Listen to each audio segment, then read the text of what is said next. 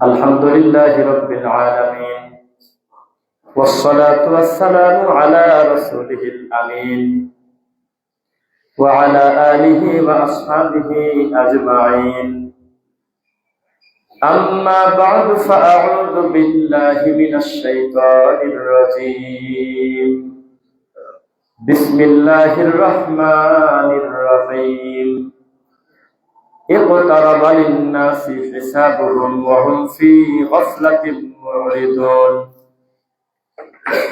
ما يأتيهم من ذكر من ربهم محدث إلا استمعوه وهم يلعبون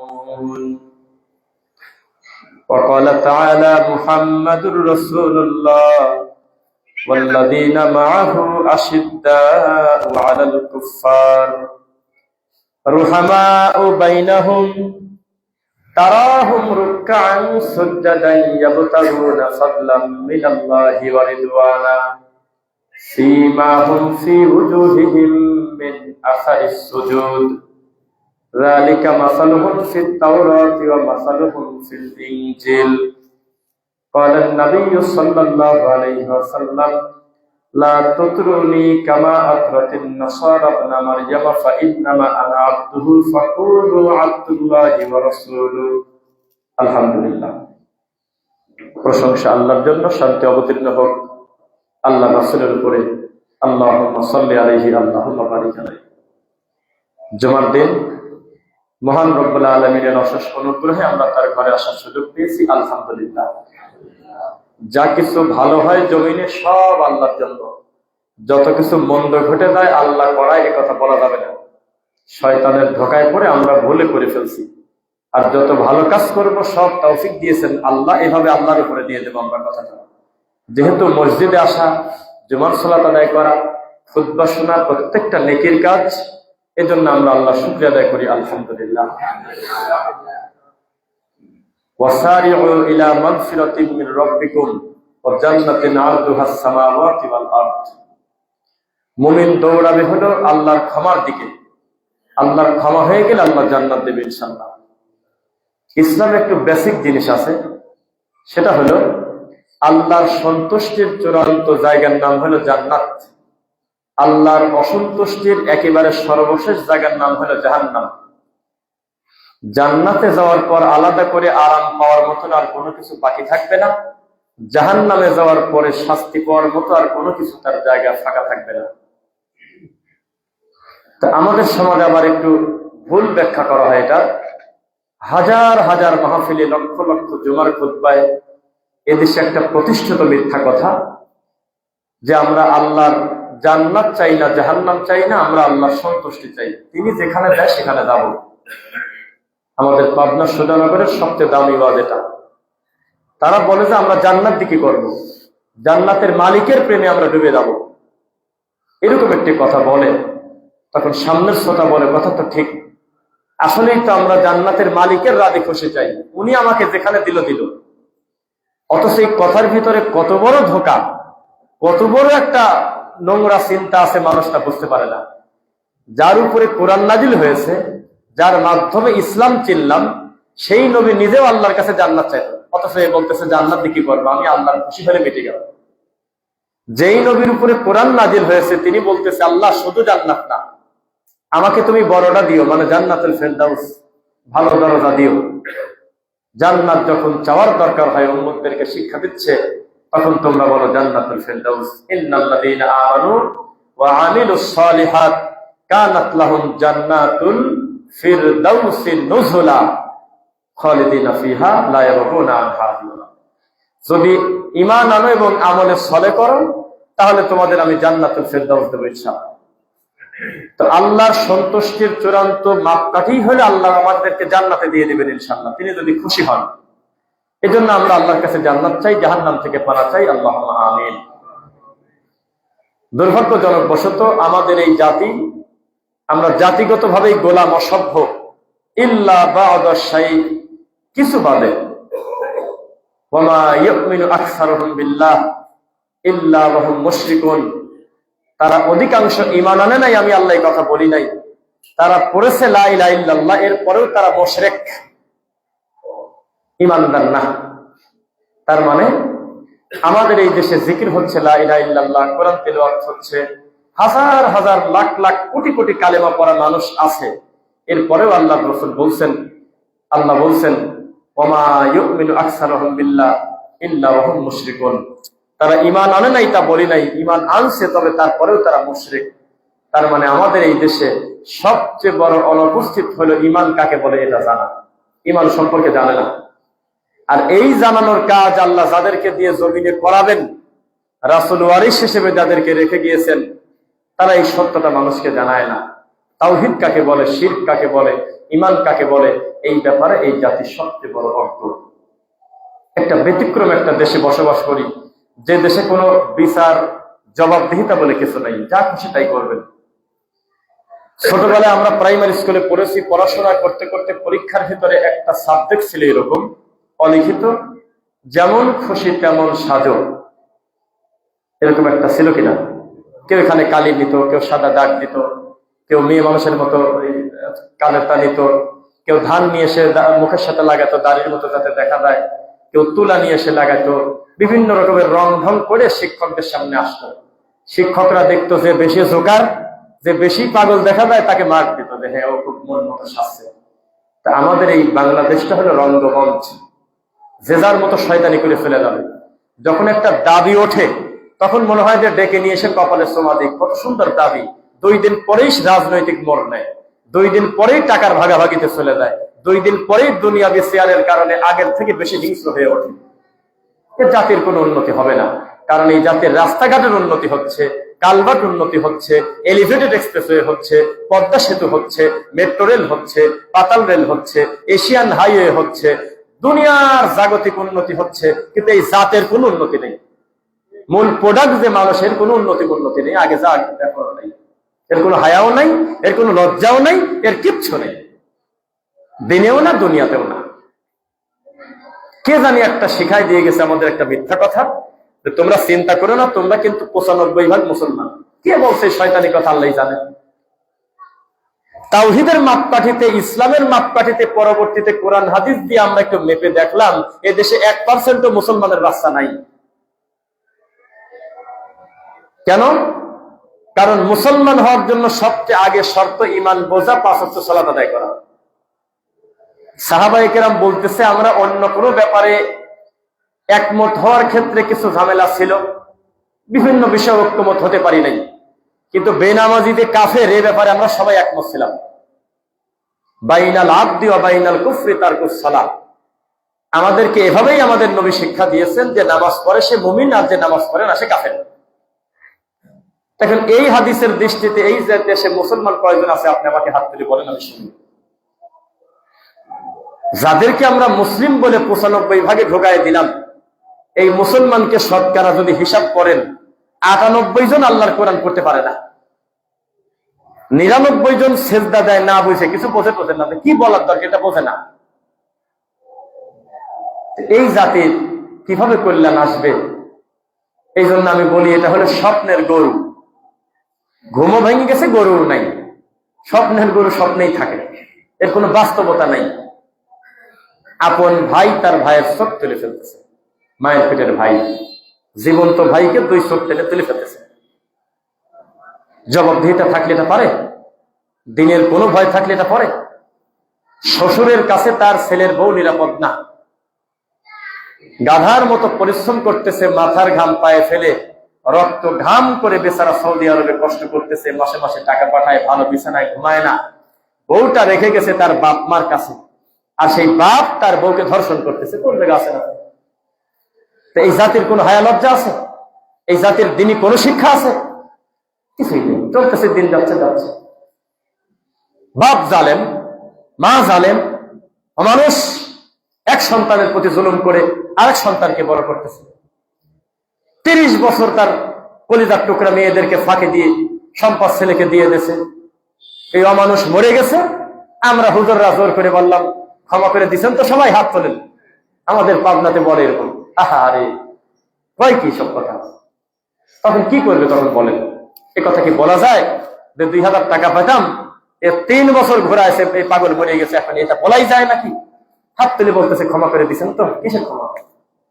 তার মানে এই জাতির হায়া লজ্জাও নাই, দিনেরও কোনো এলেম নাই, আল্লাহরও কোনো ভয় নাই, 95% তো দূরের কথা 5% মুসলমান নাই। কি করতে হবে? বেশি বেশি আল্লাহর দিকে আগাতে হবে। আপনি আজকে আল্লাহর ঘরটা পূরণ করে দেন, আজকেই আপনি ফজরের নামাজে সিজদা দেন আল্লাহকে, আগামী কাল থেকেই, এখন থেকেই কোরআন মাজিদটা শুদ্ধ করে পড়তে শেখেন, আগামী কাল থেকেই দিনটা বুঝে সত্যিকার আমল করেন আজকে থেকেই। আমরা তখন মনে করবো যাক, এই সমাজে আল্লাহ কিছু মুসলিম দিয়েছে, যার মাধ্যমে সমাজ উপকার হবে ইনশাআল্লাহ। পুরা উল্টা, কে নাম রেখে গেছে সেভাবেই আমাদের দিন চলে যাচ্ছে। আর আমরা দিন দিন বেশি সভ্য হয়ে যাচ্ছি। আমাদের আহলে হাদিস সমাজ, এই পাবনার লোক বিশেষ করে, আমরা সাহাবায়ে কেরামদের থেকে বেশি পণ্ডিত, তাদের থেকে বেশি আমরা বিনয়ী। কেন? এক সাহাবী শাসককে, আমিরকে তার জুব্বা টানি ধরে বসায় দিচ্ছে রানিং জুমার খুতবায়, এই ঈদের খুতবায়, ঈদের নামাজে, যে আপনাকে এই খুতবা দিতে দেবো না, বসেন। যিনি টানতেছেন তিনি হলেন আব্দুল্লাহ ইবনে ওমর। আপনাকে খুতবা দিতে দেবো না, জুব্বা ধরে টানতেছেন। কেন? বলতেছে আপনি এখন খুতবা দিচ্ছেন কেন?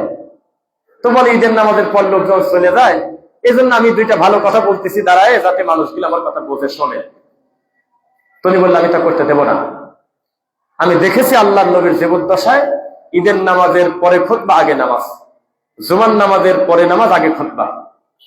আমি সেটাই করতে দেব, আমি বেঁচে থাকতে আপনাকে খুতবা দিতে দেব না। জুব্বা ধরে টানতে বসা হয়েছে, যার জুব্বা ধরে টানতেছে তিনি তখন রানিং শাসক, চেয়ারম্যান মনে করেন, এমপি মনে করেন, যা মনে করেন করেন, তিনি প্রধান।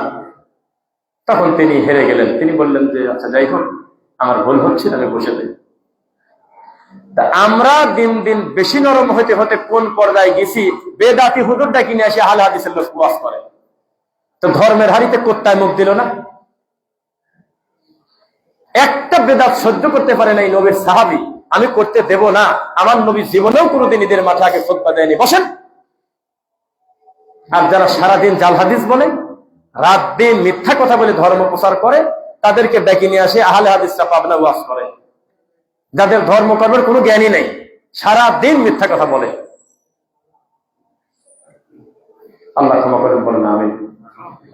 মানহাজ বিক্রি করে খায়রা, অথচ যারা লাঠির বাড়ি খাইছে, গালি শুনেছে, ঘর বাড়ি পোড়ায় দিয়েছে, মসজিদে ধরে পিটাইছে, শুধুমাত্র জোরে আমিন বলার কারণে, রফলে দান করার কারণে, রাসূলের সুন্নাহ অনুযায়ী সালাত আদায় করার কারণে, যেই লোকটা বিদাতি সমাজে লাঞ্ছিত হয়েছে, পিতা মাতাকে ডেকে নিয়ে এসে তাদের সামনে জুতার মালা গলায় দিয়েছে, ও বোঝে আহলে হাদিস কাকে বলে। আপনি তো এই দরদ খুব একটা বসতেছেন না, সহজে পায়ে গেছেন, বাপ দাদা সবাই তো বুকে হাত বাঁধে। আরে বিড়ি খায় ঠিক আছে, কিন্তু হাত তো বুকেই বাঁধি।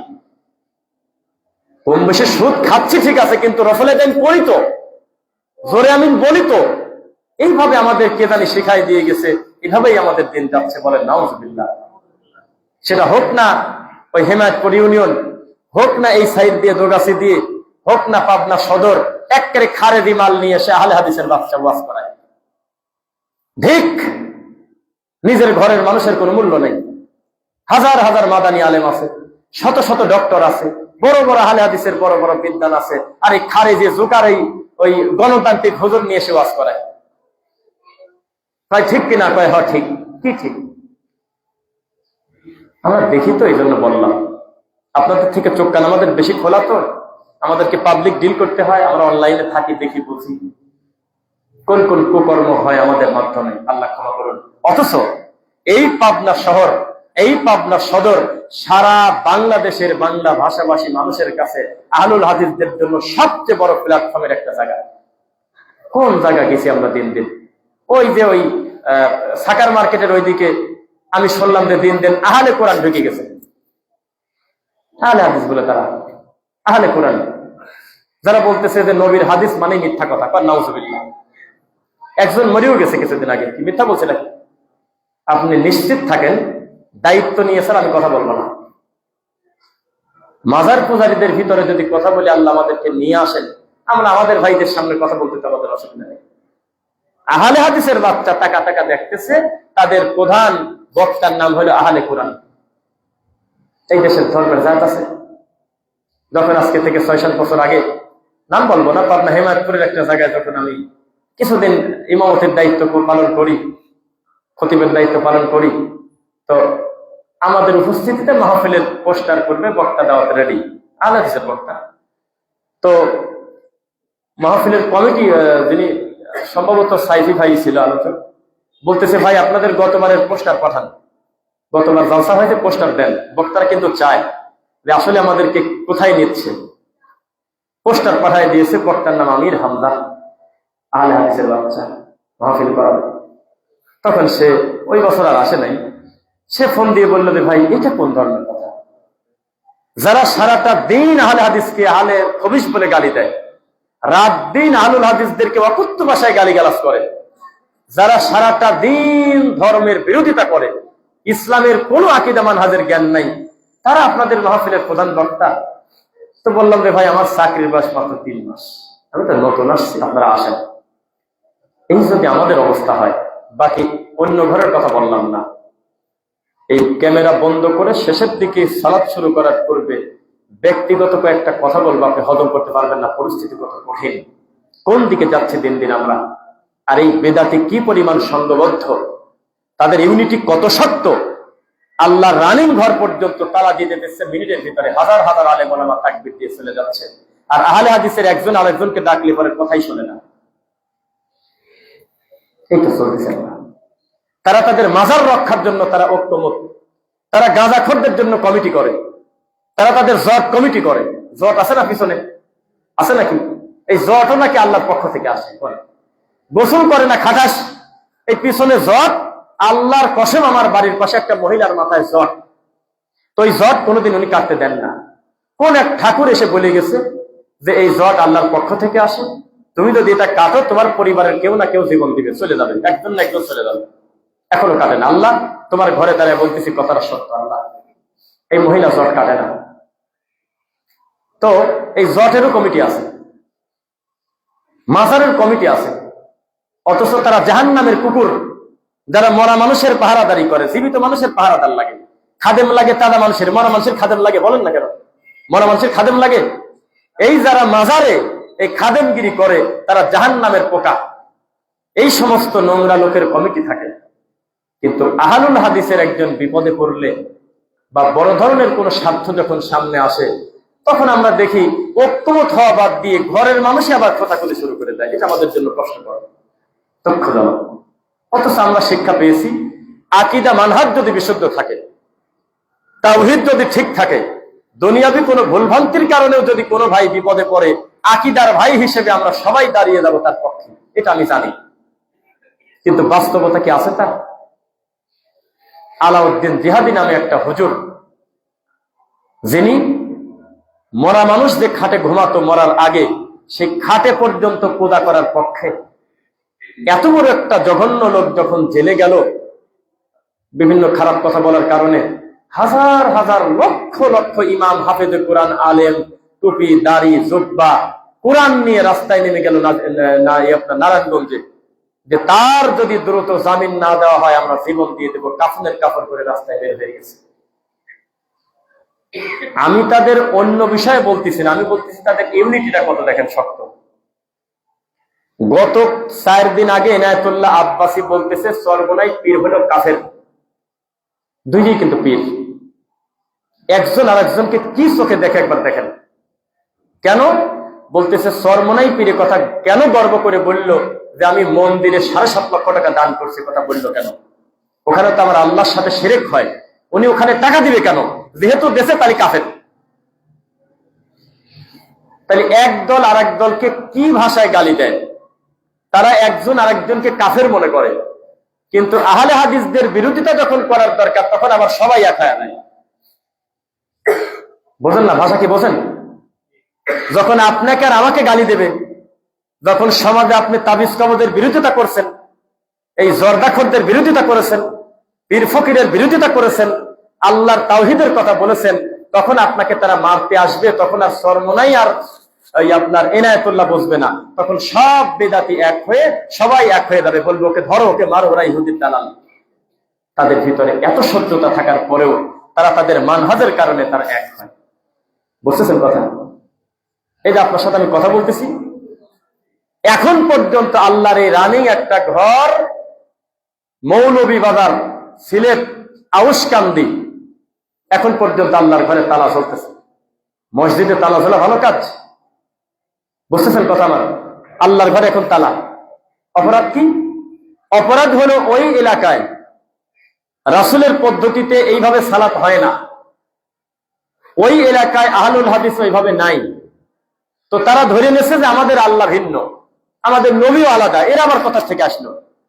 কষ্ট করে জবরুল মিয়া নামে একজন লন্ডন প্রবাসী বহু কষ্ট করে অর্থ জোগাড় করে তার জীবনের প্রায় সব অর্জিত টাকার একটা বিশেষ অংশ তিনি আল্লাহর ঘর করছে, সুন্দর করে একটা মসজিদ করছে, সালাম এডুকেশন সেন্টার, আহলে হাদিস নামও দেয়নি। এই মসজিদটা উদ্বোধন করতে যাব আমি, শেখ সাদি বিন আব্দুর রশিদ মাদানী, আমরা প্রায় 12 জন আলেম। তো যাওয়ার 3 দিন আগে আমাদের বলতেছে আপনারা আসেন না, পরিস্থিতি খারাপ, বেদাতিরা যেভাবে কানাকানি করতেছে তাতে আপনারা আসলে আপনাদের অ্যাটাক করবে। তা আমরা ঠিক আছে গেলাম না। এরকম কত জায়গায় তো ঘটে, মাহফিলে যাচ্ছি, কাছাকাছি গেছি, যায় দেখি যে হক্কানি উলামায়ে কেরাম লাঠি নিয়ে তারা আছে না, হক্কানি উলামায়ে কেরাম। তো পরে আমরা স্বাভাবিক মনে করে চুপ করে আছি, যাক হইলো হইলো। শুক্রবারের জুমার দিন হঠাৎ করে ওরা নারায় তাকবীর দিয়ে হাজার হাজার এই হাফেজে কোরআন ছেলে ফেলে দিয়ে মসজিদ থেকে বের হয়ে আল্লাহর ঘরটা তালা দিয়ে দিল। মুহূর্তের ভিতর তালা দিয়ে দিয়েছে। তালা দিয়ে তারা তাকবীর দিচ্ছে, ইহুদি খ্রিস্টানের আস্তানা ভেঙে দাও, করিয়ে দাও। এই তো ধর্ম, এই তো মুসলমান। তা আমাদের দেশে আমরা যাদেরকে 95% মুসলমান বলি, তারা কিন্তু এই ল্যাংটা সহ যারা আল্লাহর ঘর ভাঙে, যারা মসজিদ মাদ্রাসা ভাঙে, যারা রানিং মাহফিলে আলেম ওলামাদেরকে মাথার পর বাড়ি দেয়, এরা সহ কিন্তু 95, লালন সহ 95। নাকি আপনি মনে করছেন যে শুধু আহলে হাদিস 95? আপনি তো 5% না। এই হলো আমাদের দেশের ধর্ম, এখানে কোনো জবাবদিহিতা চলে না। একটু আপনারা সিরিয়ালটা ভেঙে বসেন, এটা এইভাবে সুন্দর না। কাতারে দিয়েন না, কাতার কে দিতে বলছে? সবাই একটু এলোমেলো বসবেন, যাতে পরবর্তীতে আসা ভাইদের সুবিধা হয়, কষ্ট যাতে না হয়, আপনার ঘাড়ের উপরে ডিঙাতে না হয়। বুঝতেছেন কথা? একদম এলোমেলো বসেন, একবারে কাতার ভেঙে। কিসের কাতার?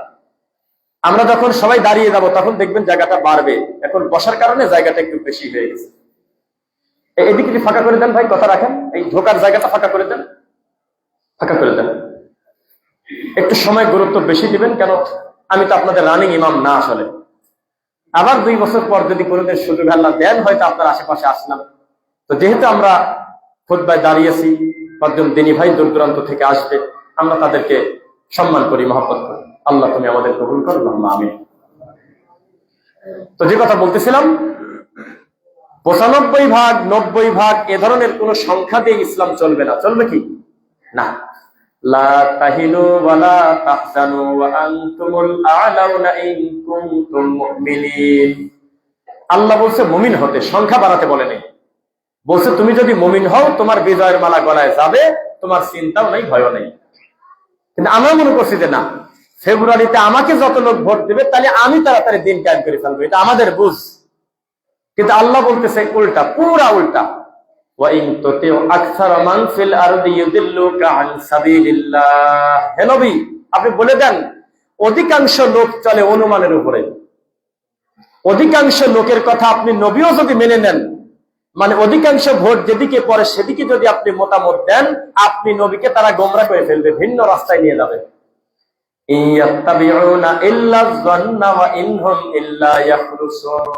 কেন? কারণ অধিকাংশ মানুষ চলে অনুমান আর ধারণার উপরে, আন্দাজের উপরে। আসলে তাই চলে না। কেবল একটা বক্তার পক্ষে সবাই বললো ঠিক কিনা, হয় ঠিক, সবাই রাজি তার উপরে। কেউ একজন লাঠি নিয়ে আসছে বক্তাকে মারতে, স্টেজে উঠে আসলো, মাইক নিয়ে নিল, নিয়ে ওই হুজুরের গালাগালি করতেছে আর মাইকে বলতেছে ঠিক কিনা। ওই একই লোক হয় ঠিক। কোন বিপদ? এই হুজুরের পক্ষে কেমন ঠিক বললো, এখন বলতেছে এই লোকটার বলতেছে, সবাই বলতেছে ঠিক। ডক্টর জাকির নায়েক ইহুদির দালাল, দ্বিতীয় বক্তা বলে গেল, সবাই বলছে ঠিক। সবাই খুব বললো জিহাদি বক্তারে, জাকির নায়েককে কাফের বলে, কিন্তু বিরাট কলিজা, কয় ঠিক। প্রধান বক্তা বা দ্বিতীয় বক্তার আলোচনা শুনে নাই গোবিন্দগঞ্জ গাইবান্ধা। প্রধান বক্তা বক্তব্যের একটা পর্দায় বলতেছে ডক্টর জাকির নায়েক হলে আল্লাহর নিয়ামত, আয়াতুম মিন আয়াতিল্লাহ, ঠিক কিনা বলো? কয় ঠিক। একই শ্রোতা, একই কমিটি, খালি বক্তা চেঞ্জ। লজ্জা আছে? জাতির কোন হায়া আছে? 10 জন লোকের যদি বলি হাত তোলেন তো কোরআনটাকে বুঝে পড়তে পারেন, তোলে না। হাজার হাজার লোক যারা আছে, ফজর নামাজ জামাতে পড়েছেন, 20 জন লোক হাত তোলে না। তাদের বক্তার বিদ্যুৎ হলে 1 লাখ টাকা। নিচে যাতে লোক বেশি আছে, সার্কাসটা যাতে ভালো করে জমে, লেখে রাখছে হেলিকপ্টার যোগে বক্তা আগমন করিবেন। কি করবেন বলেন? তো ধর্মের হাড়িতে কুত্তায় মুখ দিল না। ইসলামের নাম। একটা লোক কোরআন পড়তে জানে না, হাদিস বোঝে না, রুকু সেজদা বোঝে না, আল্লাহ কোথায় আছে জানে না, রাসূল সম্পর্কে সুধারণা নাই, দিন ধর্ম বলতে কিচ্ছু জানে না, খালি বছরে বছরে মাহফিলাত বলতেছে। ঠিক কিনা বলো? ভাই হয় ঠিক। ইসলাম নিয়ে তামাশা করবেন না। দাঁড়িয়ে রাখে না, তাকে আমি জীবনে কাফের মনে করতে পারি না। এটা তার গুনাহ, এটা পাপ। অবশ্যই তার রাখা উচিত ছিল। সে ওয়াজিব তরক করেছে, এটা তার মহাপাপ। কেন সে দাড়ি কাটলো? কিন্তু কেউ যদি বলে দাড়ি তো রবি ঠাকুরেরও ছিল, দাড়ি তো লালনেরও ছিল, তাহলে আমি তাকে মুসলমান মনে করি না। ও ব্যঙ্গ করলো, সে কারণে, না থাকার কারণে কাফের হয়নি। কিন্তু দাড়ি রাখার পরেও যদি বলে যে দাড়ি তো আসলে সেরকম কিছু না, এটা তো ঠাকুরেরও আছে, তাহলে রাসূলের সুন্নাহ নিয়ে ব্যঙ্গ করার কারণে ফামান রাগিবা আন সুন্নতি ফালাইসা মিন্নি, এখন সে নবীর উম্মতি না। ভাষাকে বোঝেন? ইসলাম খুব কঠিন, এত মজার জিনিস না। শরীয়ত নিয়ে কখনো তামাশা করবেন না। আল্লাহর নবী নিজেও শরীয়তের কাছে জিম্মি, এই কথাই বললাম আমি, জিম্মি। তার মন মতো তিনি বাম হাতে খেতে পারেন না, ডান হাত দিয়ে তাকেও খেতে পাইছে মরা পর্যন্ত। তিনি নিজেও তার মন মতো জুতা পায়ে দেয়নি, জুতা পায়ে দিয়েছেন তার আল্লাহর শেখানো পদ্ধতিতে। তিনি নিজের মন মতো টয়লেটে কোনোদিন যান নাই। আমার নবী একটা নিয়মের ভিতর দিয়ে গিয়েছেন, নিয়মের নামটাই হলো দিন। কি বলতেছেন? দিন, ইসলাম। তো ইসলাম মানেই হলো জানা, ইসলাম মানেই হলো আপনি বুঝে শুনে চলবেন, ইসলাম মানেই হলো জবাবদিহিতা, ইসলাম মানেই হলো বুক পর্যন্ত গাঢ়, পাক্কেল দিয়ে ঢেল দিয়ে মুখ বাড়ি ভেঙে দাও, মেরে দাও। ইসলাম মানেই হলো 100 লাঠি পিটাও, 1 বছরের জন্য জেলে দিয়ে দাও। ইসলাম মানেই হলো হাতের বদলে হাত, চোখের বদলে চোখ। মস্কারার জায়গা না। ইসলাম কারোর প্রতি জুলুম করে না। এই সমাজ থেকে চিরদিনের জন্য যদি জিনা উঠাইয়ে দিতে চান, বা জিনার সংখ্যা যদি 0.00001% আনতে চান, তাহলে হাতে হাতে শরীয়তের বিচার ছাড়া কোনো ফলই নেই, কোনো পথই খোলা নেই। নারীর যদি যোগ্য অধিকার চান ইসলামী শরিয়া মোতাবেক, তাকে দিন বোঝানোর বাইরে আর কোনো পথই খোলা নেই, কোনো পথ নেই। আমাদের দেশের মানুষের তো আবেগ বেশি, সব সময় সব কথা বলাও যায় না। মহিলা মানুষ রাস্তায়, বাপ দেশে পড়াশোনা করতে, মেয়েরা রাস্তায় নেমে, ওই যে এটা রাখি, রাস্তায় নেমে ব্যানার হাতে করছে, কলেজের মেয়ে, দুই পাশে 10 জন 20 জন মেয়ে দাঁড়িয়ে বলতেছে অধিকার চাই, অধিকার চাই। তখন ওদের বিভিন্ন তেল পাম্পে বলতেছে তেল বেচো, তেল বেচে, অধিকার চাই, অধিকার চাই, আবার চিৎকার দিতেছে। তখন বড় বড় সুপার শপের দরজা ধরে দাঁড়া আছে, আবার চিৎকার দিতেছে অধিকার চাই, নারীরা আমরা অধিকার চাই। তখন বিভিন্ন হাসপাতালে রিসেপশনে বসে আছে রোগীরা, মা মারা এতিমের মতো টাকা দেখতেছে ল্যাংটা মহিলাকে, প্যান্ট শার্ট পরে দাঁড়ায় আছে, অধিকার নেন। তো সেই ছেলের কি আর পুরুষের প্রতি আলাদা চাহিদা থাকে? 500 টাকা হলে পরে এক রাত যার সাথে পাবনা থাকা যায়, দেহ বিক্রি করে। সেই মেয়েকে আমি 2 লাখ টাকা নগদ মোহর দিয়ে রানীর হালতে নিয়ে এসে তাকে পর্দায় রাখবো, এ চিন্তা আপনাকে কে বলছে? আপনাকে বুঝতে হবে যে শরীয়তটা কি, আপনাকে বুঝতে হবে যে দায়ুস কি, আপনাকে বুঝতে হবে যে আল্লাহর বিধানটা কি। যত বেশি অধিকার চাইছে নারীরা, তত বেশি জাতির সামনে তারা উলঙ্গ হয়ে গেছে। আর তারা যদি বলতো অধিকার ইসলাম যা দিয়েছে ওটাই থাক, আমরা বাস্তবায়ন চাই, আলাদা করে অধিকার কিসের? কি কয় সব কথা বুঝলাম না। কেউ একজন বলতেছে যে আমরা সংসদে মদ হারাম চাই। আমি কয় কি, মদ কি হালাল ছিল আগে নাকি? ওখানে হারাম বলবে কি কারণে? এটা তো হারাম হয়েই আছে। বলতে হবে আমরা বাস্তবায়ন চাই। কি চাই? শব্দ বোঝেন না মনে হয়। একটা হুজুর গত কয়েকদিন আগে বলছে যে আল্লাহ সিদ্ধান্ত নেছে যে ফেব্রুয়ারিতে আমরা ক্ষমতায় আসবো। তো এই হুজুর বোঝে নাই যে সিদ্ধান্ত কথাটা আল্লাহর সাথে যায় না, এটা মানুষের সাথে যায়, আপনার আর আমার সাথে যায়। আমরা সিদ্ধান্তহীনতায় ভুগি। আমাদের একটা ভালো ডিসিশন নিতে গেলে বড় ছেলেকে লাগে, বড় ভাইকে লাগে, চাচাকে লাগে, যে কি করা যায়, জমিটা কিভাবে বন্টন করলে ভালো হয়, রাস্তাটা কোন দিক দিয়ে দেবো, এটা হলো সিদ্ধান্ত। তো তো সৃষ্টিকর্তা সিদ্ধান্ত নেন না তিনি ইচ্ছা করেন? দলিল কি? কুন ফায়াকুন। তিনি ইচ্ছা পোষণ করার মালিক, তিনি ইচ্ছা করলেই সেটা হয়ে যায়, তার সিদ্ধান্ত নিতে হয় না, সিদ্ধান্ত নিতে হয় মাখলুকের, খালেকের না। বুঝছেন? আল্লাহর চান তাই হয়ে যায়। আল্লাহ চেয়েছেন ইউনূস আলাইহিস সালামকে বাঁচিয়েছেন, আল্লাহ চেয়েছেন ইব্রাহিম আলাইহিস সালামের আগুনকে ঠান্ডা করেছেন, আল্লাহ চেয়েছেন একই নদীর মাঝখান দিয়ে ফেরাউনকে ডুবায় মেরে ওই রাস্তা দিয়ে আল্লাহ আবার মুসা নবীকে পার করছেন। তিনি চাইছেন। সিদ্ধান্ত কাকে বলে? এই কথাই তো খারাপ। দেখি আরো আল্লাহ আছে যে তার সাথে একটা আলোচনা করে একটা সিদ্ধান্তে আসবে। বুঝতে পারেন? আল্লাহ হলো ইচ্ছা করার মালিক। ফাসুবহানাল্লাযী বিয়াদিহি মালাকুতু কুল্লি শাই। তিনি মন চায় যা তিনি তা করতে পারেন, এটা তার ইচ্ছা স্বাধীন, তার কোনো সিদ্ধান্ত নিতে হয় না, তার কোনো বৈঠক করতে হয় না। ওই যে ওয়াইদ ক্বালা রাব্বুকা লিল মালাইকাতি ইন্নী জাইলুন ফিল আরদি খলিফা। এই খলিফা শব্দের উপরে যদি আমি পাবনা সদরে জুমার খুতবা দেই, তাহলে আমার ধারণা আমি পাবনার মানুষ হওয়ার পরেও আমি সুস্থভাবে আমি বাড়িতে যেতে পারবো না, আমি দায়িত্ব নিয়ে বলতে পারি ইল্লা ইনশা আল্লাহ। এই খলিফা শব্দকে ক্ষত বিক্ষত করে আমাদের দেশের টুপিয়ালারা। এই খলিফা শব্দের অর্থ যদি আমি একটা মাহফিলে বলি পাবনাতে, আর সেখানে যদি ওই জাতি হুজুর থাকে, গণতান্ত্রিক হুজুর, তাহলে আমার পিঠের চামড়া তুলে দেবে। এরা কত বড় অসভ্য! বলতেছে আল্লাহ বলে আমাদের খলিফা বানাইছে, আমরা নাকি আল্লাহর খলিফা। এটাই পড়ছি আমরা, এটা আপনি পড়ছেন যে জমিনে আমরা আল্লাহর খলিফা। নাউযুবিল্লাহি মিন যালিক। অথচ আমরা জেলের খলিফা। কেউ চ্যালেঞ্জ করেন আমার সাথে, হাত তোলেন তো, এখানে আলেম ওলামা মেলা আছে। মানুষ কোনোদিন আল্লাহর প্রতিনিধি হতে পারে? আরে কথা বলে এই কথা। গত কয়েকদিন আগে ওই বড় মাঠে মাহফিলে, আবার সামনে মাহফিল হবে, এইসব মাহফিলে যদি আল্লাহর খলিফা আমাদেরকে না বলে, তাহলে আমি মিথ্যু বলেই, হুজুররা বলেই এই কথা যে আমরা নাকি আল্লাহর খলিফা। নাউযুবিল্লাহ। খলিফা মানে কি জানেন? আমি অসুস্থ, এই জুমার খুতবা সাব্বির ভাই আমার কাছ থেকে নিয়েছে কিন্তু প্রায় 2-3 মাস আগে, তাই না? এখন রাজশাহীতে আমি কিন্তু মোটামুটি ভালো একটা অ্যাটাক হয়েছে, আমার শরীরে বেশ কয়েক জায়গা ক্ষত, মাথার বাম পাশে 4টা পাথর মারছে, যদিও ছোট, ঢালাই রাস্তার কাজ হচ্ছিল, ওখান থেকে নিয়ে 3 জন ভাইকে রক্তাক্ত করা হয়েছে। আমার সফর সঙ্গীর কপাল কাটছে, আর একজনের ঠোঁট কেটেছে, আসাদুল্লাহ নামে একজনের, বহু লোক আমরা। এখন কোনো কারণে আমার শরীর দুর্বল থাকার কারণে বললাম যে ভাই আমি আসতে পারলাম না, আমি আমার পক্ষ থেকে আমি একজনের পাঠাচ্ছি। এ হলো প্রতিনিধি, এ হলো প্রতিনিধি, আল্লাহর প্রতিনিধি। আপনি বোঝেন এই ভাষায় কথা বলে আল্লাহর সাথে? এটা হলো জিনের প্রতিনিধি, মানে পরবর্তী ডিপার্টমেন্ট, একটার পরে আর একটা। এটাকে বলা হয় খলিফা। যে জিনকে তো দেখছি আমি, তারা কাটাকাটি করে, মারামারি করে, তা আল্লাহ আপনি আবার বানাবেন, এটা হলো মতামত দিচ্ছে। কিন্তু আল্লাহ সিদ্ধান্ত নিয়েই রাখছে, তিনি সিদ্ধান্ত নেন না, তিনি ইচ্ছা করেন। তিনি শুধু এমনি বলছে যে তোমরা কি বলো, আমি খলিফা পাঠাতে চাই, মানে জিনের ডিপার্টমেন্টের উপরে আমি আর একটা ডিপার্টমেন্ট দিতে চাই, খলিফা দিতে চাই। তখন তারা বলল পূর্বের অভিজ্ঞতা অনুযায়ী যে ওরা মারামারি করে, ভাই ভাই কাটাকাটি করে, দিমা, রক্ত বের করে ফেলে একজন একজনের, আপনি আবার পাঠাবেন। তখন আল্লাহ বললেন ইন্নী আ'লামু মা লা তা'লামুন। আমি তোমার কাছে ডিসিশন নিতে আসি নাই, আমার মনে যা আছে তা তো আছে, আমি শুধু বললাম।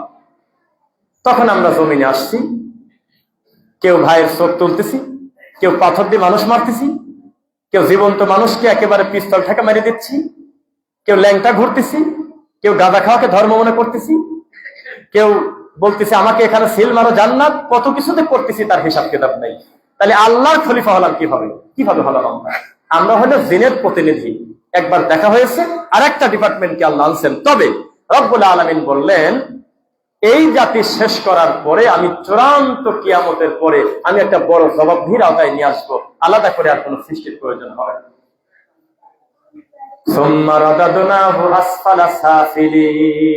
এ কথা মিথ্যা, যে মানুষ আশরাফুল মাখলুকাত, কথা মিথ্যা। তার থেকে অনেক সুবিধাজনক অবস্থায় ফেরেশতাদেরকে আল্লাহ রাখছেন, যাদের গুনাহ করার কোনো ফিলিংসই নাই। যাকে যে দায়িত্ব দেওয়া হয়েছে তারা সম্মানী, বরং ফেরেশতার নাম নেওয়ার আগে আল্লাহ বলতেছে কাররম, মুকাররম, সম্মানী, সম্মানিত ফেরেশতা।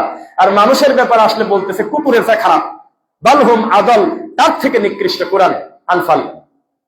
মানুষের ব্যাপারে আসার পর বলতেছে এই মানুষ জাতিকে আমি সর্বনিম্ন উল্টা দিক করে ফেরা দেবো। ইন্নাল মুনাফিকিনা ফিদ দারকিল আসফালি মিনান নার, মানুষের ভিতরে যারা নিমক হারাম মুনাফিক, তাদেরকে আমি একবারে জাহান্নামের নিচে ফেলা দেব। আশরাফুল মাখলুকাত নেন, কুনতুম খায়রা উম্মাতিন উখরিজাত লিন-নাস তা'মুরুনা বিল মা'রুফ ওয়া তানহাউনা আনিল মুনকার। আমাদের ভিতরে কেউ সেরা হতে পারে, সেটা ভিন্ন কথা। কিভাবে? যারা সৎ কাজে আদেশ করে, অসৎ কাজে বাধা প্রদান করে, ওরা শ্রেষ্ঠ। মানে কার? এই আমার থেকে, আপনার থেকে, অমুকের থেকে, এই ভাইয়ের থেকে। এই ঢালাও ভাবে যদি বলে দেন মানুষ আশরাফুল মাখলুকাত, তাহলে হাজারে একজন কি তাওহীদবাদী মুসলমান এই বাংলার জমিনে আছে, এটা আপনার মনে হলো?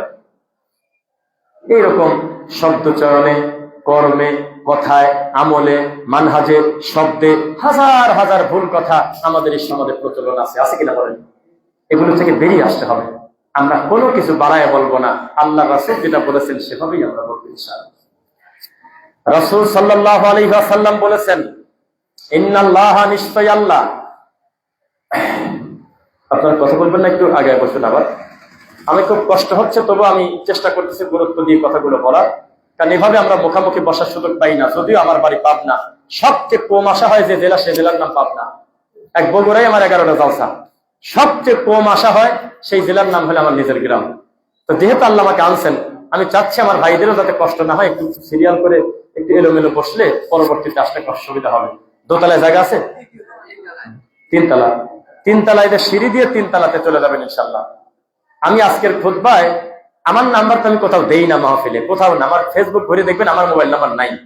তা আমি আমার সাব্বির ভাইয়ের নাম্বার আছে ওই ইয়েতে, কমিটিতে দেওয়া। সারা দেশ থেকে, সেই প্রবাস থেকে, দেশ থেকে একের পর এক খালি ফোন। সত্যি কি খুতবাতে আসবে? কারণ কয়েকদিন আগে আমার উপর একটা বড় ধরনের আক্রমণ হয়েছে, অ্যাটাক হয়েছে। তবু আমরা সাহস হারাই নেই, কারণ আমরা এভাবেই গড়ে উঠেছি। আমরা নিজেদেরকে এভাবেই আমরা প্রিপেয়ার করেছি যে আমাদের উপরে যত বেশি আঘাত আসবে, কথা যদি আল্লাহ এবং তার রাসূলের হয়, ইনশাআল্লাহ এর মাধ্যমে আল্লাহ দিনের বিজয় আরো বেশি করে দিবেন ইনশাআল্লাহ। যেই বাঘা শাহী মসজিদের মাজারের পাশে কি কি কর্ম হয় এ জাতি জানতো না, অথচ সেই বাগান নামটা এখন সারা পৃথিবীর মানুষের কাছে আল্লাহ পৌঁছে দিয়েছে।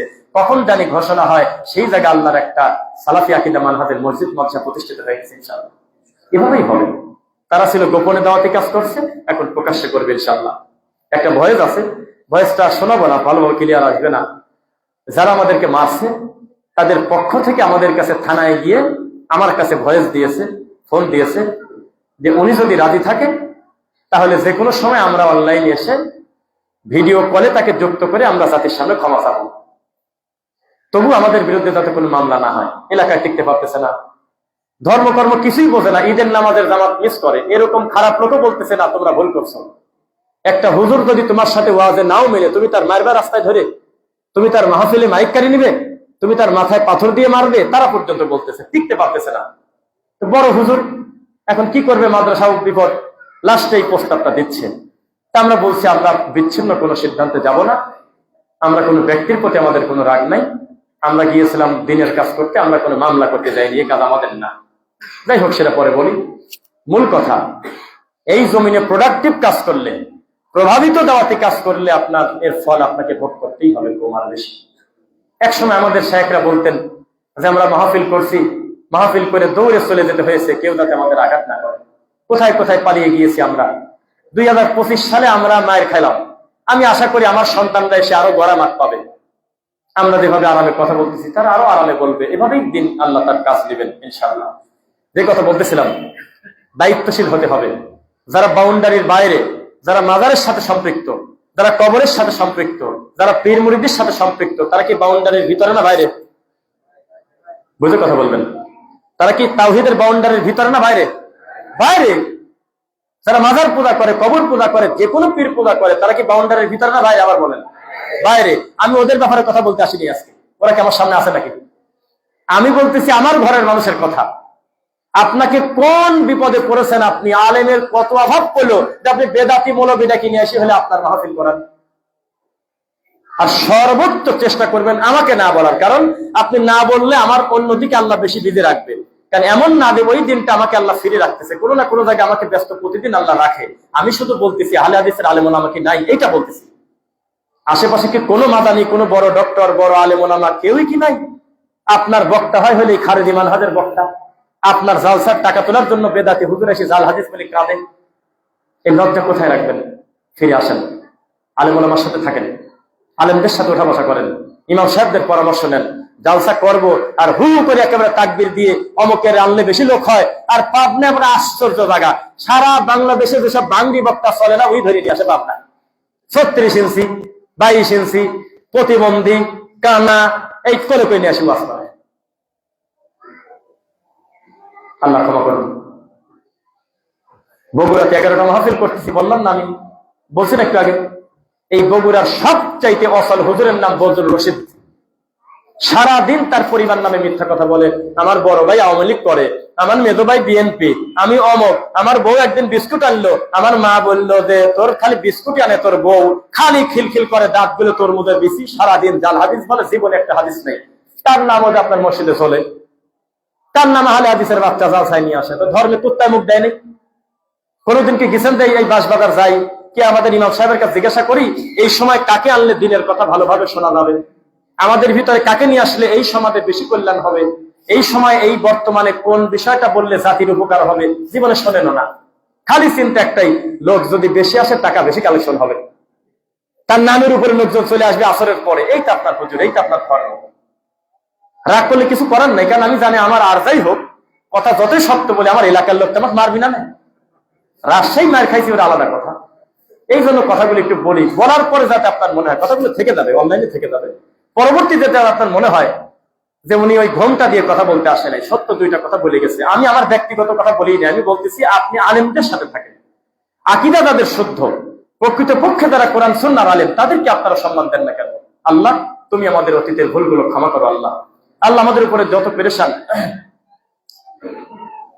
যত কষ্ট আছে আল্লাহ এর বিনিময়ে তোমার সন্তুষ্টি আমরা চাই। আল্লাহ তুমি আমাদের কবুল করো। আল্লাহুম্মা আমিন।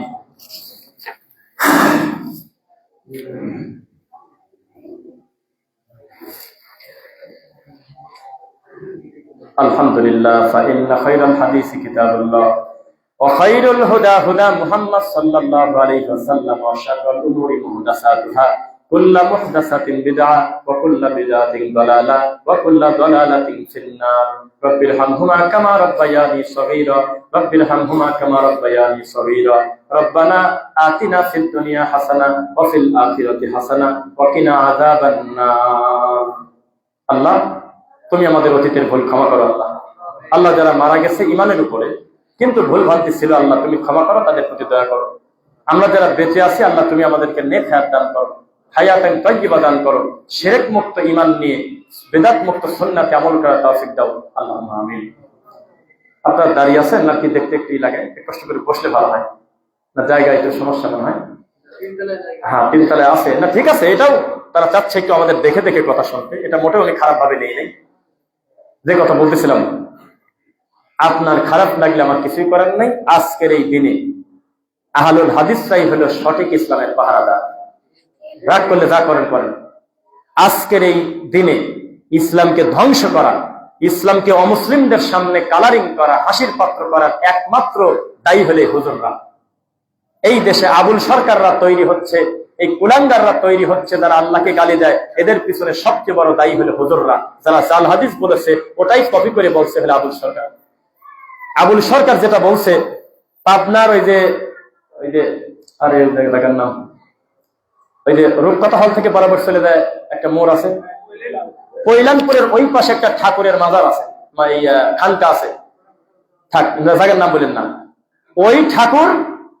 ওই ঠাকুররা আমাদের দেশে দীর্ঘদিন ইন্ডিয়া থেকে আসে। পেঁয়াজ আসা কিন্তু নিষেধ, অফিসিয়াল গরু আসা কিন্তু নিষেধ, কিন্তু এই গরু ছাগল ঢুকে পড়ে প্রতি বছর কয়েকটা করে।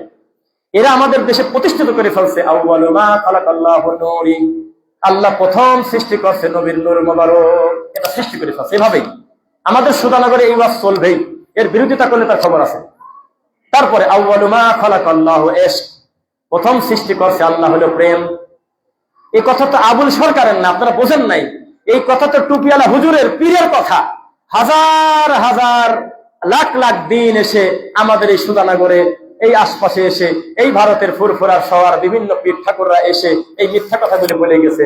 আবুল সরকার দুঃখ করে বলছে আল্লাহ খালি একবার এক এক কথা বলে, একবার কয় নূর, একবার কয় প্রেম, একবার কয় মোহাম্মদ, একবার কয় কলম। তাহলে আল্লাহ মুনাফিক, নাউজুবিল্লাহ। এই কথা ওই তো প্রথম বলে নাই। যেদিন হুজুর এই কথা বলছিল সেদিন তো স্যান্ডেল ছিল কোথায় আপনার পায়ে, যে হাত দেশে কোন জায়গায়? আল্লাহর ব্যাপারে কোনো কথা বলে? আল্লাহ প্রথম সৃষ্টি করছে প্রেম, কোরআনে আছে না হাদিস আছে ভাই? মাশাআল্লাহ, আল্লাহ তোমাকে বড় করুন। ছোট মানুষ বলছে আল্লাহ প্রথম সৃষ্টি করছে নবীর নূর, কোরআনে না হাদিসে? ভয় পাচ্ছেন নাকি? কোথাও নাই, এমনি চলতেছে, মেড ইন চায়নার হাদিস। কোনো ভিত্তি নাই, কোনো দাগ নাম্বার নাই, কোনো নকশা নাই, কোনো খাজনা খারিজ নাই, কোনো পর্সা নাই, কোনো ভাইয়া দলিল নাই, দখলেও নাই, এমনি চলতেছে। কিসের সাথে কি? এই কথাগুলো আমাদের দেশে যখন কঠিন ভাবে মানুষ বিশ্বাস করে নিয়েছে, তখন আবুল সরকার বলতেছে আল্লাহ এক একবার এক এক কথা বলে। একবার বলে নূর, একবার বলে এশ, একবার বলে প্রেম, একবার বলে আরশ, একবার বলে পানি, একবার বলে এক এক কথা। তখন সামনের লোক বলছে এই কথা তো আসলেই আমরা হুজুরদের মুখে শুনছিলাম। এটা আমাদের দায়ী আছে, আমাদের দোষ আছে। আমরা শুধু ভালোটা প্রচার করি না, আমরা মিথ্যাটাও প্রচার করি। বলেন নাউজুবিল্লাহ। আমরা মানুষের কাছে সত্য তুলে ধরবো, বলেন ইনশাআল্লাহ। মুহাম্মদুর রাসূলুল্লাহ ওয়াল্লাযীনা মাআহু আশিদ্দাউ আলাল কুফফার রুহামাউ বাইনাহুম।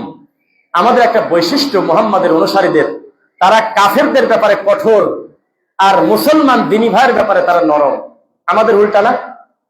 চুল কাটা ইহুদি খ্রিস্টানের মতো। এই যে আল্লাহ মাফ করুক, একটা লোক নবীকে গালি দিয়েছে, ইসলামী শরিয়া মোতাবেক তার বাঁচার অধিকার নাই, বিরাট বড় পাপ করছে। সন্দেহ আছে আপনাদের? রাসূলকে নিয়ে, আল্লাহকে নিয়ে কটু মন্তব্য করলে তার শাস্তি কি বলেন? আচ্ছা, একটা লোক নবীকে নিয়ে ব্যঙ্গ করছে ফেসবুকে একটা কমেন্টে, তো তাকে মারতে গেছে। কারা গেছে? আমাদের মতো সবাই গেলাম। আমরা নারায়ে তাকবীর দিলাম, সব মুসল্লি নিয়ে আমরা তাকে আগুন দিয়ে পুড়ায় দেব। তো যারা আমরা আগুন দিচ্ছি তার 99 জনের মুখে দাড়ি নাই। কি একটা আমরা ইমানের দাবি, আমি এটা দেখে তাকা থাকি, আহ কি নবী প্রেম। 99 জনের মুখে দাড়ি নাই, এই ছেলে পেলে আনন্দ করে করে একটা লোকের পুরাচ্ছে। কেন? কারণ ফেসবুকে আমার নবীকে নিয়ে একটা কটূক্তি করছে, সে কারণে অবশ্যই সে মহাপাপ করেছে। কিন্তু আমরা যারা পোড়াতে যাচ্ছি, আমরা তার শাস্তি দাবি করতেছি, তাদের অধিকাংশ বউ রাস্তায় ঘুরে টিকটক করে, ফেসবুক চালায়, পর্দার বালাই নেই, ধর্মকর্মের কিছুই নাই। ওই দিনের ফজরের নামাজটা পর্যন্ত প্রায় 90 জন পরে নাই, নবীর দুশমনকে আগুন দিয়ে পুরাতে গেছে।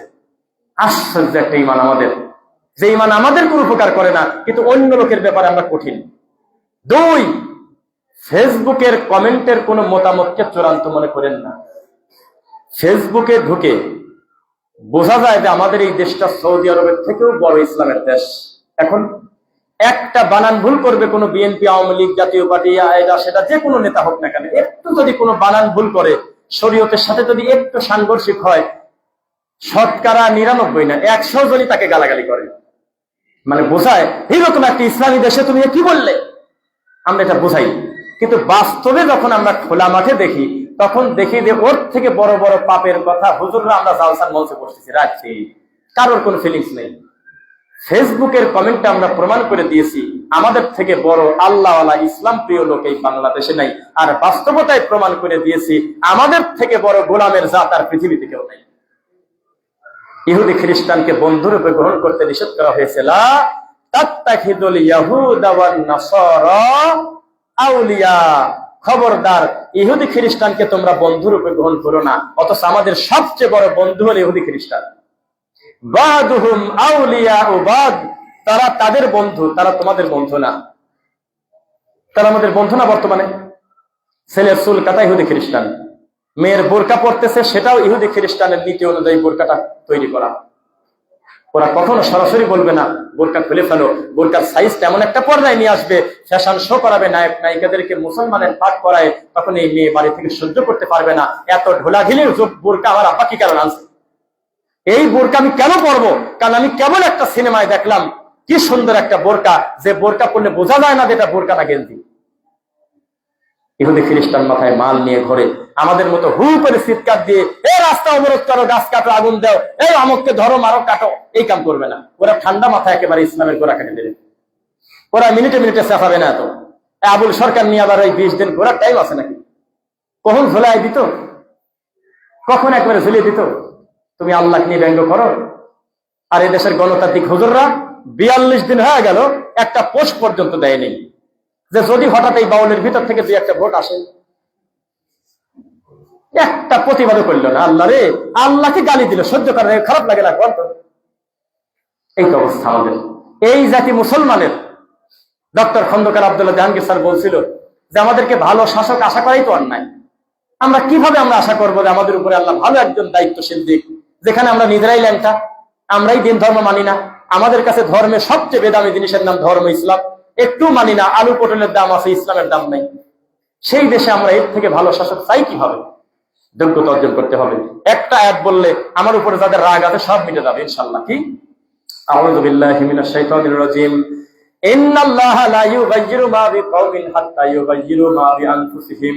আমি আল্লাহ ওই সম্প্রদায়কে, ওই জাতিরকে কোনো কল্যাণ দেব না যে জাতি নিজেই তার কল্যাণ চায় না। অনুবাদ করেন বাগদান, আমি আল্লাহ ওই জাতির কল্যাণ করব না, করি না, এটা নিয়মে না, আমার সুন্নাতে নাই। লান তাজিদা লিসুন্নাতিল্লাহি তাবদীলা। আমি আল্লাহর নীতির পরিবর্তন হবে না। আমি ওই কওমকে কোনোদিন আমি কল্যাণ দেব না যে কওমটা নিজের কল্যাণ নিজে করতে জানে না। আমরা আমাদের কল্যাণ বুঝি? আমাদের কোনো সভ্যতা আছে? 80 ফুট রাস্তা 50 ফুট ফুটপাতের দখলে।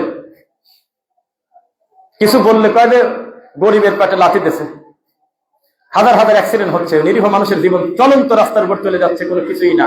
আমরা খালি বলতেছি যে 11 সদস্যের কমিটি গঠন করছি, আমরা তদন্ত করে দেখতেছি। কি তদন্ত? কি তদন্ত করবেন আপনি? একটা লোক মরে গেল এই 2025 সালে, এত আধুনিক যন্ত্র, আপনি তাকে এখনো ক্লিয়ার করে ধরতেই পারলেন না, বোঝেনি না যে আছে কোন জায়গা। এই তো আপনার হিসাব। আমরা বুঝি, একটু একটু আমরাও জানি, কিন্তু এগুলো আমরা জানি যে এই সব নীতি আমাদের তো আসলে বলে লাভ নেই, এ জাতি এগুলো নেবে না। একটু তো আমরা বুঝছি। একেবারে ছোট প্রতিষ্ঠানও যদি হয় তবুও তো আপনার বাড়ির কাছে আমি বড়ই বলা লাগবে, পাবনা অ্যাডাল্ট কলেজ, ওখানে একটা সাবজেক্ট ছিল পলিটিক্যাল সায়েন্স, মানে এই রাজনীতির উপর একটা সাবজেক্ট আছে। ওইটার উপরে মাস্টার্স করে, অনার্স মাস্টার্স করে আমি বুঝলাম এই গণতন্ত্র যারা ডেলিভারি দিয়েছে তারা নিজেরা বড় অক্ষরে লিখে রাখছে যে গণতন্ত্র মানেই হলে আপনার উপরে জুলুম না করা পর্যন্ত আমি উপরে উঠতে পারবো না।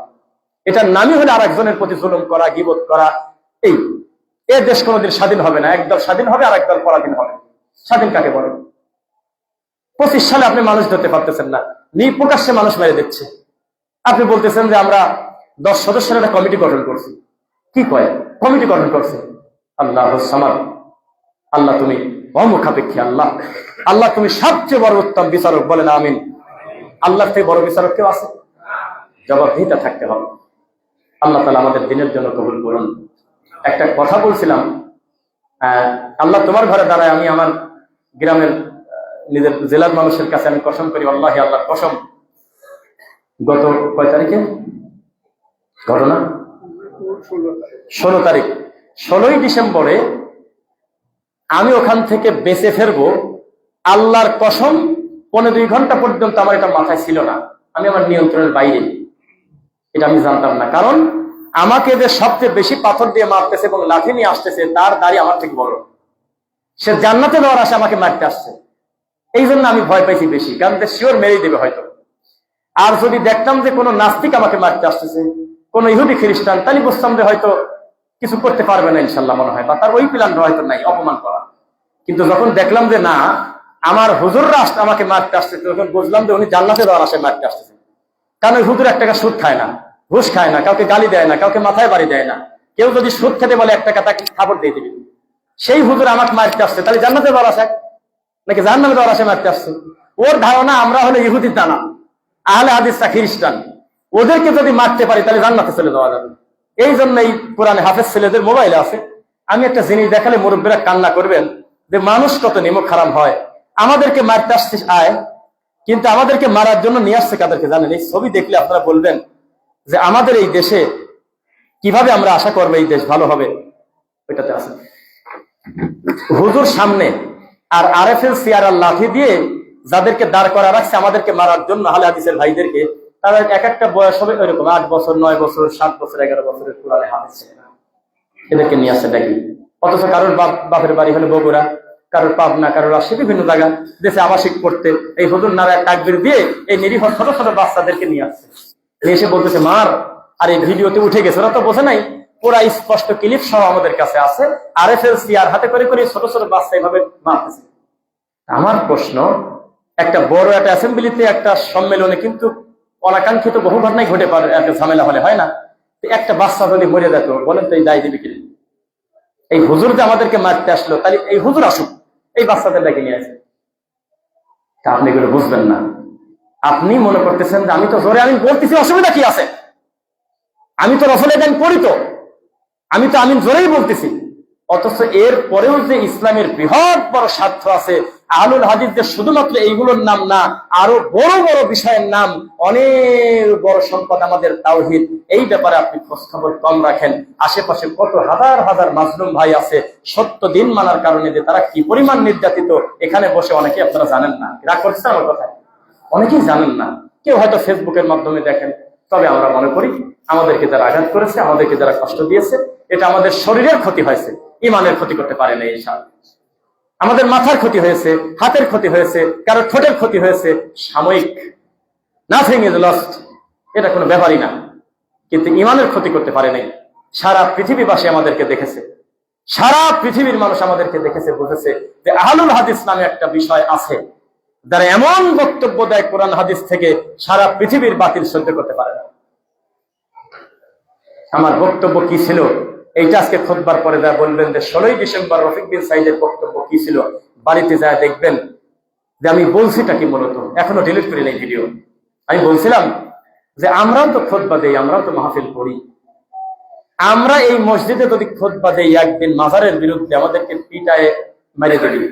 আর আপনি একই মসজিদে 40 বছর খুতবা দিলেন হুজুর, অথচ এই মসজিদে প্রতিদিন মানুষ মানুষকে সেজদা দিচ্ছে। যদি না দেয় আমি মিথ্যু, আমার মোবাইল রেকর্ড আছে। শাহী মসজিদে টাকার উপরে, যে মসজিদের ছবি টাকার উপরে ছিল আর কি, অনেক টাকার উপরে। আল্লাহর কসম, বাচ্চাদেরকে ওই মাজারে গড়াগড়ি পাড়ায় যাতে তার ব্রেন ভালো হয়।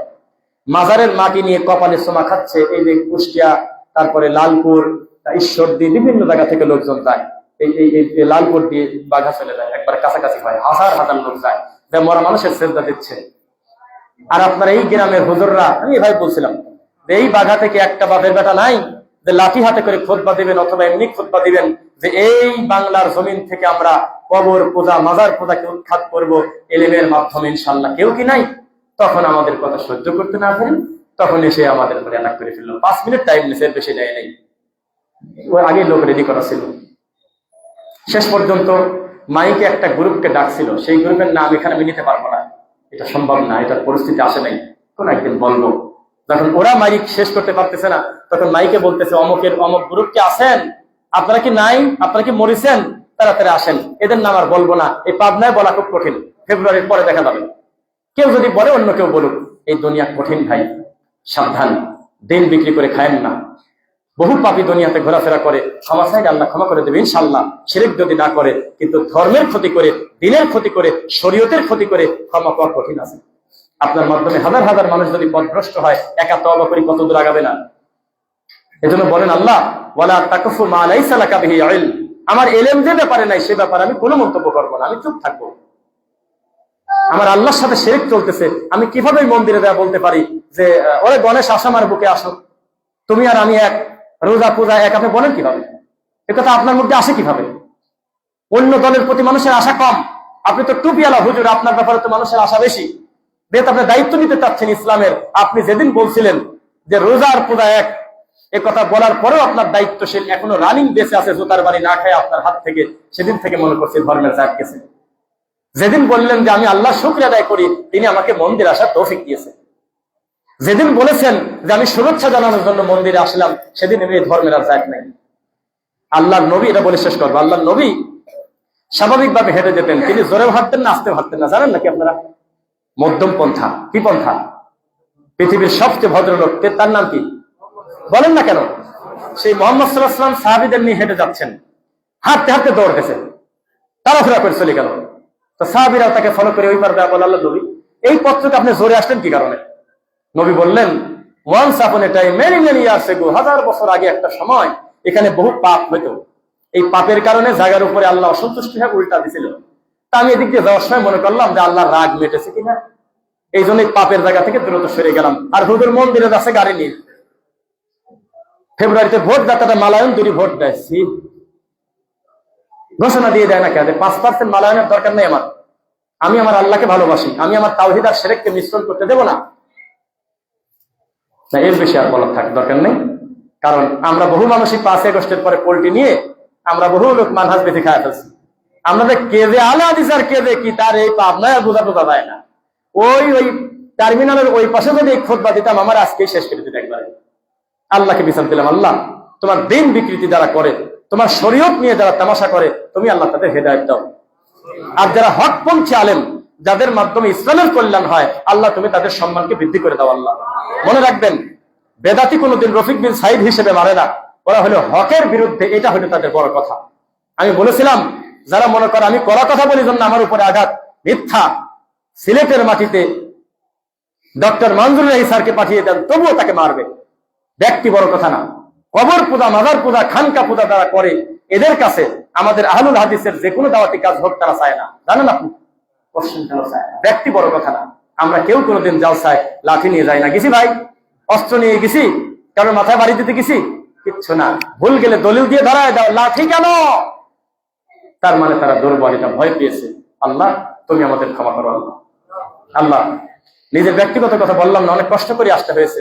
আমাদের সফরটা যেন আল্লাহ নিরাপদ করে। আবার এই পাবনাতেই আমরা আবার কিছু সময় থেকে আরেকটা জালসা আমাদের আছে, ওটা করে ফরিদপুর গিয়ে গাইবান্ধা ঢুকে তারপরে আল্লাহ যদি হায়াতে রাখে দিনের বেলার একটু রেস্ট পাওয়া যাবে। রাতের মাহফিল সবই প্রায় বাসা কেন্দ্রিক। আল্লাহ ক্ষমা করুন, আল্লাহুম্মা আমিন। আর কোন চাপে পড়ে এই মাথা ব্যথা নিয়ে আমি লাইভে বলছিলাম, আমি যাদের যাদের প্রোগ্রাম নিছি তারা নিশ্চিন্তা থাকেন, আমি কারোর প্রোগ্রাম মিস করবো না, এটা আমার গোপনে থাকা আমার কাছে। আল্লাহ তুমি ক্ষমা করো, আল্লাহুম্মা আমিন। আল্লাহ আমাদের যারা মারা গেছে তুমি ক্ষমা করো। আশেপাশে যে কবরস্থান আছে, আমাদের আত্মীয় স্বজন মারা গেছে দিনের উপরে, তাদের তুমি কবুল করো, তাদের ক্ষমা করো। আল্লাহ আমাদের সন্তানদেরকে তুমি দিনের জন্য কবুল করো। আল্লাহ আমাদের মুরব্বী বাবাজিদেরকে তুমি হাঁটুর ব্যথা, পায়ের ব্যথা, তোমাকে সিজদা দিতে যাদের কষ্ট হয় তুমি সহজ করে দাও। আল্লাহ আল্লাহ অসুস্থ ব্যক্তিদের তুমি উত্তম সেবা দান করো। আল্লাহ আল্লাহ আমাদের আসা যাওয়ার সফরটাকে দিনের জন্য কবুল করো। সুবহানাকা আল্লাহুম্মা ওয়া বিহামদিকা।